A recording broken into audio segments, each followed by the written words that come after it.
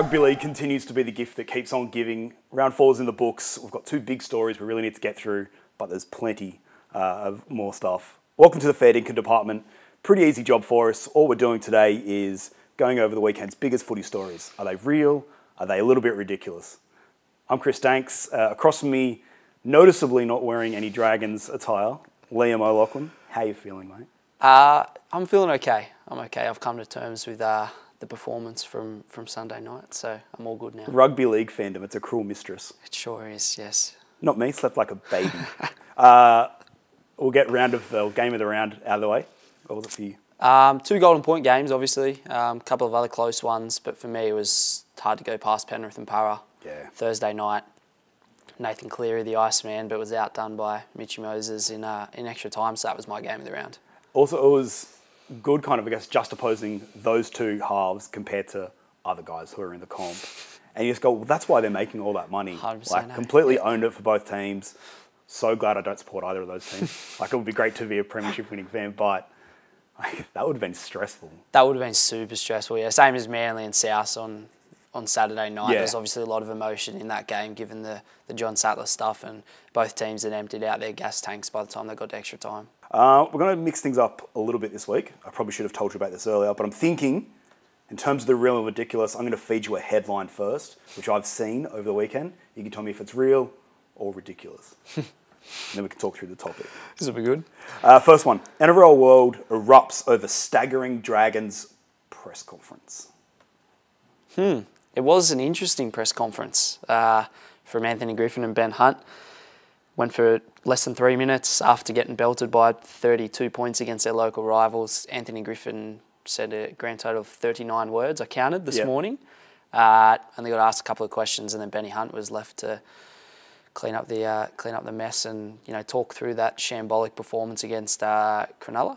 So yeah, that was an interesting press conference to say the least. So that headline hasn't been written yet, but it is only Monday morning. So undoubtedly it will. Griffin has to reapply for his role, which is weird enough as it is. Do you think he'll even bother?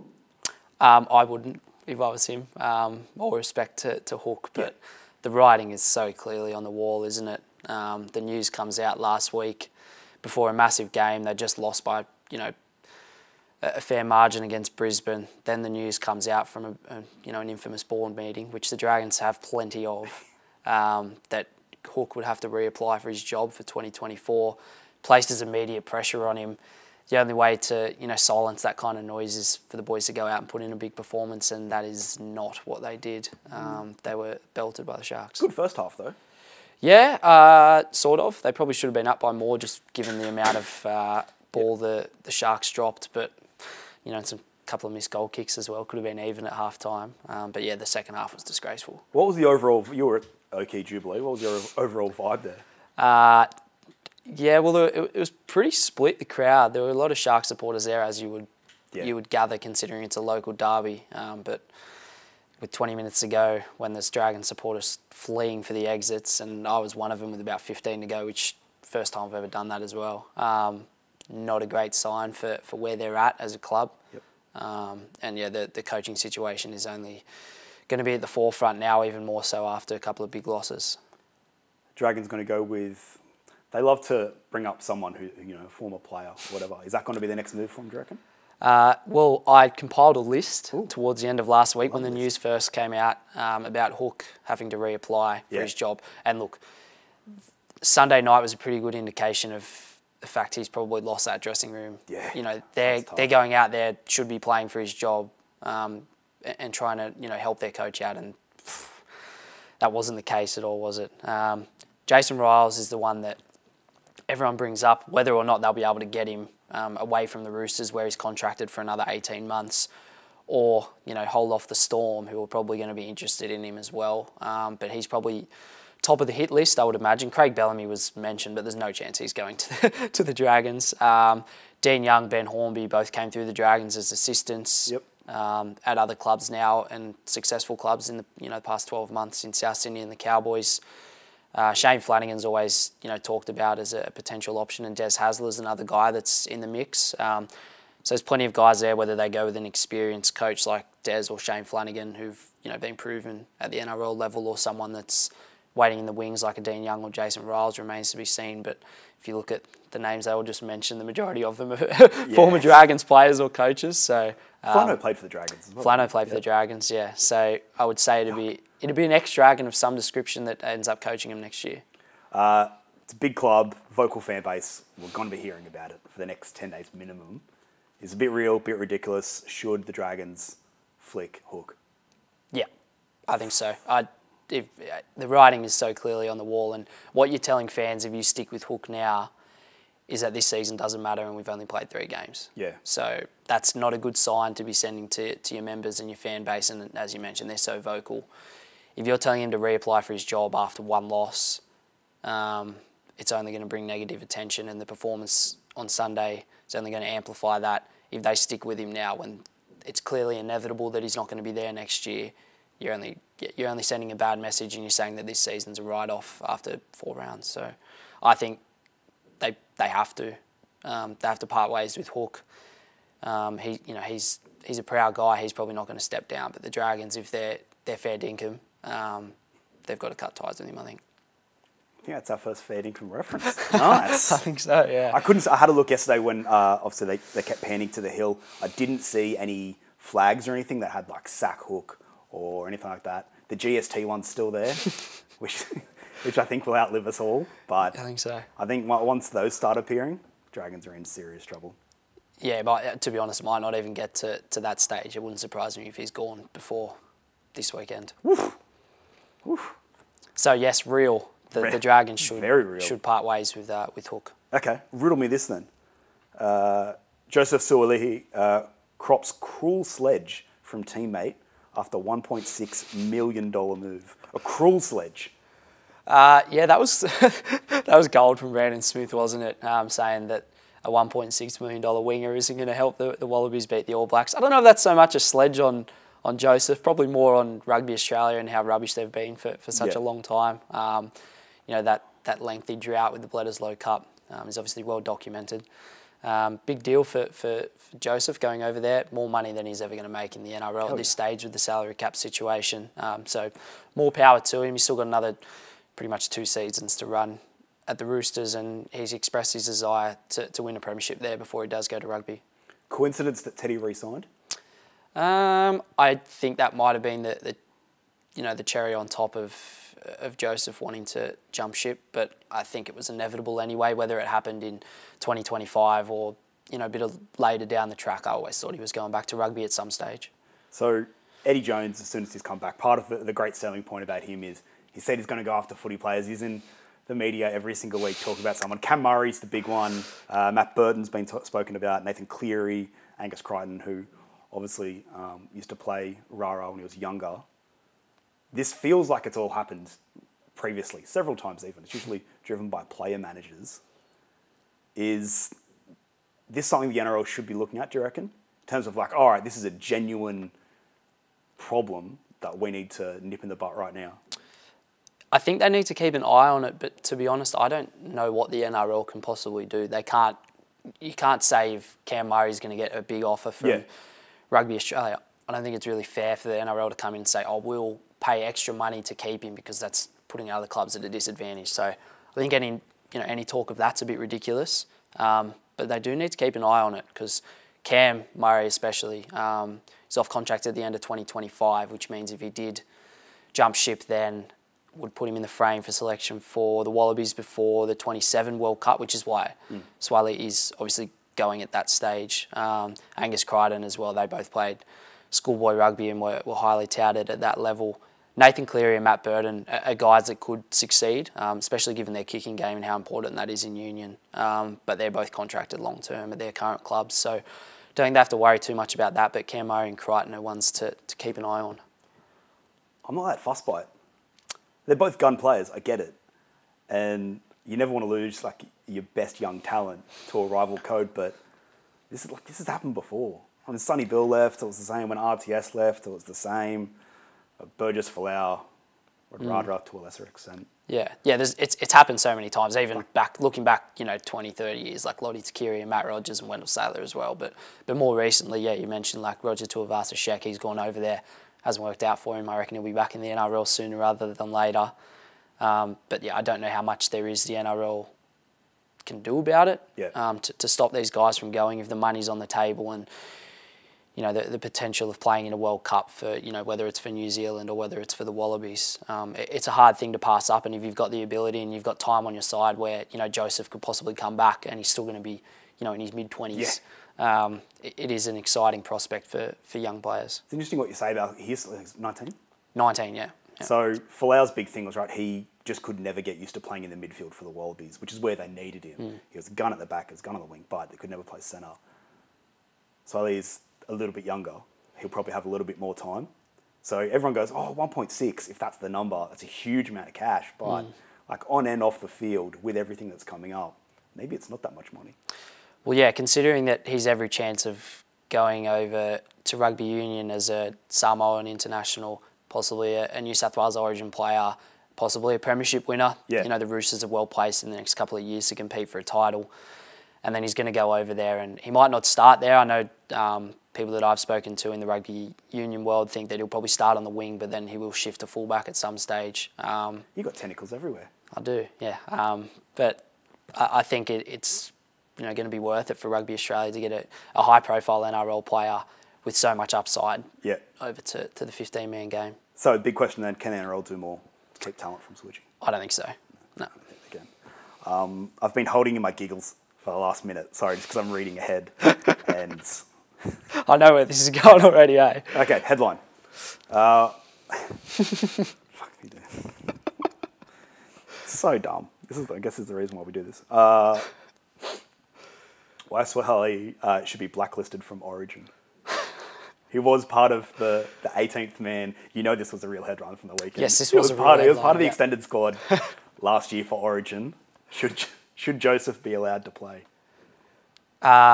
Yes, obviously he should be allowed to play State of Origin. He's in the NRL, so that makes him, and he's grown up in New South Wales. That makes him eligible to play for New South Wales and has every right to. Freddie's come out already and said, obviously, if he's available for selection, he probably will be. But you're not putting a line through him. Are you sure? Because some heavy hitters have come out and said he shouldn't play Origin.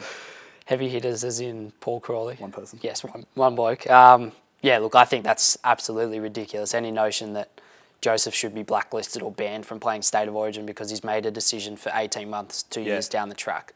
It makes no sense to me. If you're in the NRL and you're available, why not be picked? If you're good enough, you should be there. That shouldn't factor into it. You're there to win State of Origin series. And could you imagine if they didn't pick him and he's carving up for the Roosters and then New South Wales loses series again? They'd be like, why wasn't Joseph playing? Rah, rah, rah. Would he even play, though? I don't think he's far off, to be honest. Like, it'd be hard to get rid of Brian To'o. Yeah. But he'd be the next cab off the rank, and he could possibly even play in the centres if, Trell or Turbo were unavailable. But, yeah, I think in terms of outside backs, he's probably next cab off the rank now. Because you've got to have the Fox on. Fox will be back, yeah, 100%. I mean, Freddie had rocks in his head for dropping him last year, but yeah, Joseph would be the next man up, and that's proven by the fact that he was in the squad last year. He played quite well for Samoa in the World Cup as well at fullback, so he's already shown his versatility, in different roles at both club and representative level. So he's right in the mix. Pretty sure Freddie's off contract this year as well. He is. So this is a massive, massive year for Freddie. Obviously, there was talks last year that he might have been looking at the Dogs job. Yeah. They went with Seraldo. He needs to win this series, Brad Fittler, and if Joseph-Aukuso is available and in good form and the opportunity's there, you can't be worrying about what he's doing in 18 months' time. You've got to pick him. So can the Blues afford to snub Suaalli? No chance. I'll put this to you. Would the Kiwis, if RTS came back to the NRL later this year or next year or heading into the next Rugby League World Cup, do you think they'd say, no, sorry, you've done the rugby union thing, we can't pick you? Of course not. Zero chance. Or if anyone switching codes, Cam Murray, I don't think they'd be saying the same thing about him if he was going to rugby union. He'd still be in the New South Wales and Australian team. Yeah, definitely. Ridiculous. Next headline. Celebrity clown dragged into NRL drama over late night antics. Celebrity clown. Who's the celebrity clown? Ronald McDonald. Anthony Seibold having a bit of a snooze So to give some context, Anthony Seibold, someone's taken a photo of him on St. Patrick's Day, late or very, very late on St. Patrick's Day, the night after Sea Eagles won. They had the weekend off. He was having a quick snooze while waiting for his Big Mac or whatever. Hopefully not a fillet of fish. That'd probably be the big story. That'd be the real disgrace. Yeah, that would be disgraceful move. NRL coach. Oh yeah. Throws fans into chaos, or God knows what it would be. We can probably just burn through the backstory because that's pretty much it. Is it a real story? Is it a little bit ridiculous?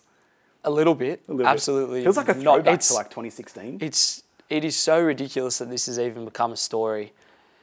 And also, it came out like a week afterwards as well. I'm sure the two journos that were sitting on these photos, they had them on the Saturday morning the week prior, and they've brought them out just before their clash with South Sydney. I'm so glad that no one brought it up to Seibs after the match against South, because this is so ridiculous. They've won on the Thursday night. Friday night off, weekend off.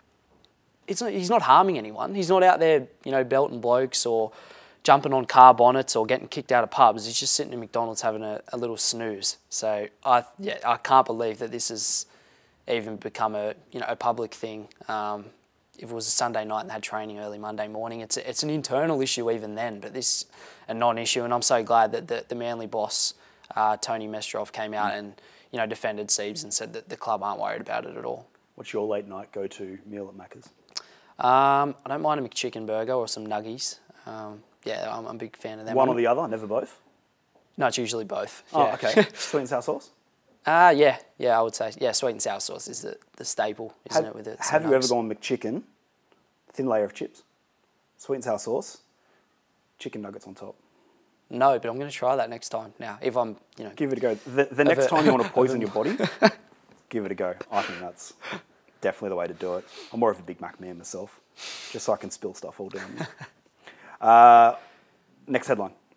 Got two more. Wayne Bennett blasts selfish Sydney clubs amid once again staggering, axing call. Real or ridiculous? I kind of wrote that headline, didn't I? So, I'm not going to... Did you write that headline? Something similar, yeah. I'm going to have to kind of agree with Wayne a little bit. Yeah. There is obviously a lot of self-interest when this stuff is involved, and all Sydney clubs want what's best for them, not what's best for the NRL, and that's fair enough, obviously, but Uncle Wayne's come out and slammed him. As the whole expansion and relocation, potentially, that kind of debate rolls on, so Wayne's getting his 2 cents in, and he's got every right to, because he's someone that's been in the game for a long time, and he's obviously started up the Broncos many moons ago, and now he's starting up the Dolphins again. Yep. So this all started, I think, in terms of the relocation stuff. QRL boss Bruce Hatcher's come out and said, have to relocate a Sydney team. There's too many. I think everyone knows there's too many, but how do you move someone? Wayne Bennett said, Sydney clubs, as everyone in Clubland is, a bit selfish. I don't know. I'm not too sure what way the NRL are going to go. If they do want to bring in a Perth team and then possibly another Queensland or another New Zealand team, and they want 18 teams, someone is going to have to move. But if they only want to bring in one more team in one more region, they don't need to relocate anyone. So it depends what they want. Do you reckon there's enough talent? Yeah, there's enough talent for one more team. I think I said that a few weeks ago. 20 would be stretching it, but 18 I think they could manage if the talent pool was spread out, which the salary cap is designed to do. Sorry, Roosters fans. But yeah, it would be interesting to see who would get relocated. Bruce Hatcher is very adamant that someone should. Yeah. He outwardly said, I'm not going to name who, which makes it seem like Bruce has an opinion, but he's just keeping it to himself. So I saw News Corp did a survey where they were asking who should move. 50% was the West Tigers.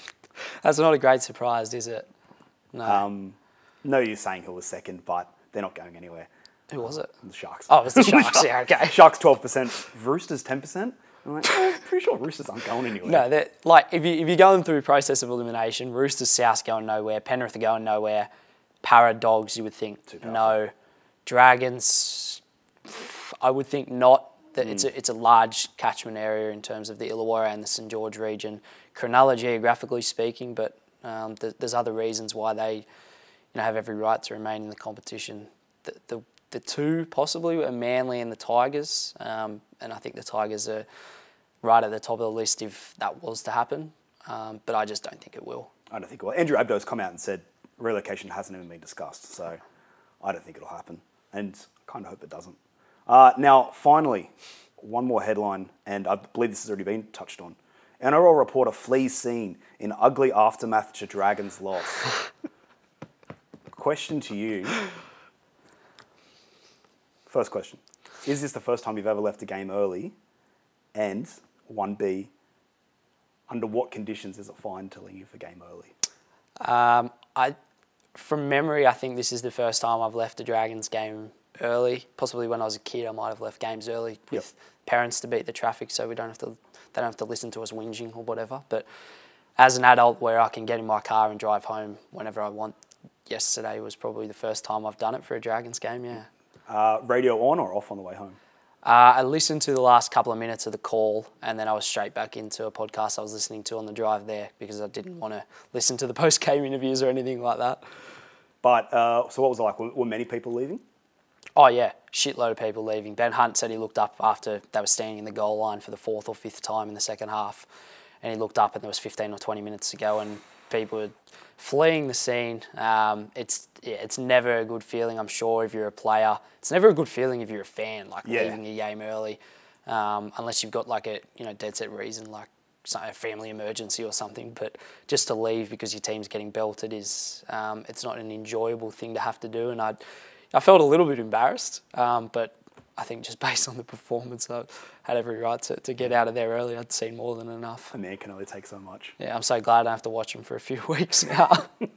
All right, that's it for us. Anything more from you? No, I enjoyed the footy on the weekend outside of that final game. Footy feels like it's amazing this year. The standard's really good across the board. Teams like the Warriors, who I tipped for the Wooden Spoon, have been a real surprise packet. I feel like it's quite even. Like last week, Raiders beat Cronulla. Yeah. And then they go and lose to the Knights, who had looked absolutely rubbish for a lot of the season so far. The only two teams that have been consistent, either consistently bad or consistently good, are the Tigers and the Broncos, and that's why they're in 1st and 17th spot respectively. Yeah, fair. I can get around that. All right, that's it for us. We'll see you next time.